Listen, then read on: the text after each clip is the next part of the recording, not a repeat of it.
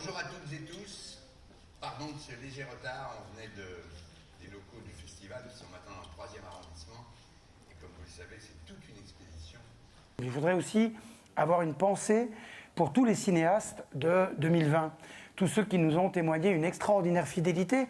Et ce qui s'est passé à partir du 30 octobre en a prouvé la force, c'est-à-dire que non seulement ils ont accepté de figurer dans une sélection dont ils savaient qu'elle ne serait pas montrée dans un festival de Cannes physique, mais en plus, et même si tout avait très bien commencé avec le festival de Deauville et les belles avant-premières qu'on a fait un peu partout, tout s'est arrêté et ces gens-là savaient les risques qu'ils prenaient. Ils ont accepté de figurer en sélection officielle. Si je le dis, c'est que ce n'est pas le cas de tout le monde. L'an dernier, il y a des gens qui étaient vite partis vers les festivals dont il apparaissait à peu près sûr qu'ils allaient se tenir. Eh bien, nous, on a décidé d'inviter tous les films, tous les cinéastes, des films sélectionnés en 2020. Ils viennent quasiment tous, pas tous parce que les tournages ont repris, mais on veut vraiment les remercier et dire que ça a été un témoignage très fort pour nous dans un moment où, évidemment, le festival, mais le cinéma, était dans une période de grande incertitude.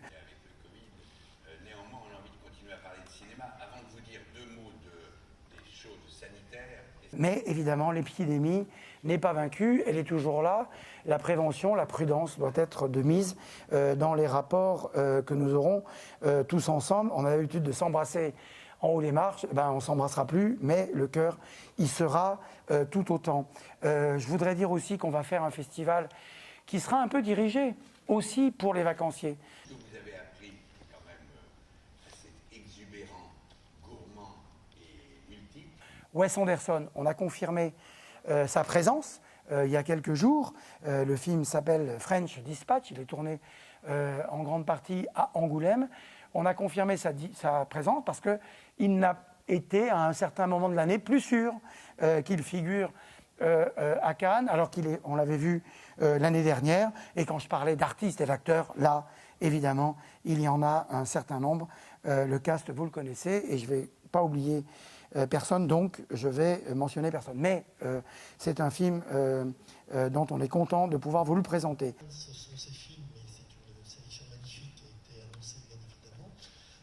Le Festival de Cannes. Paul Verhoeven, Benedetta, Virginie Efira, Lambert Wilson et quelques autres. C'est un film qu'on n'a pas vu l'an dernier. Si, on l'a vu l'an dernier, mais nous devions l'avoir en 2019. Comme vous le savez, parce que vous savez tout, mais Paul Verhoeven devait avoir une petite opération chirurgicale. Il avait remis à 2020. 2020 n'a pas eu lieu. En voilà un aussi.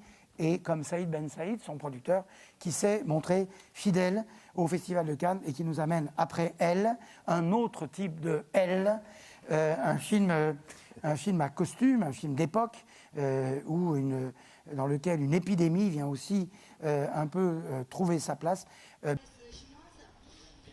deux questions. Concernant la machine, en fait. Et on me dit, si tu n'as pas de nouvelles, tu annonces. Eh bien, c'est le film de Sean Penn qui s'appelle Flag Day, qui est le 24e film de la compétition. Voilà. Qui ne sera donc pas...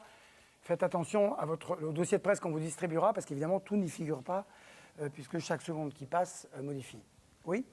Alors, je voudrais savoir, dans votre audition finale, est-ce que...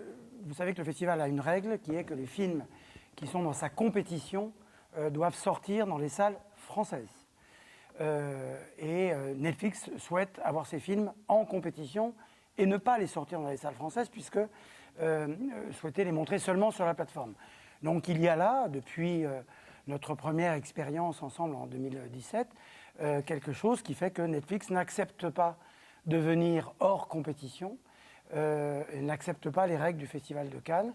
Et donc hélas, on dialogue, on se parle beaucoup, et il y avait peut-être 2 films potentiels qu'on retrouvera dans des festivals qui acceptent les films dans leur compétition de plateforme, mais pas au Festival de Cannes. Voilà.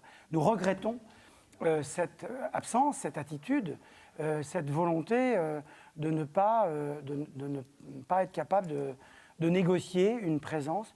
Je crois que sur une présence hors compétition, dont les studios américains ont prouvé depuis longtemps qu'elle pouvait être très belle sur le tapis rouge, nous continuons à inviter Netflix à venir à Cannes en compétition s'ils sont capables de vendre leurs films à un distributeur français, et sinon hors compétition, où on sera heureux d'accueillir les films de ces cinéastes qui viennent du cinéma souvent et qui ont fait un film pour la plateforme.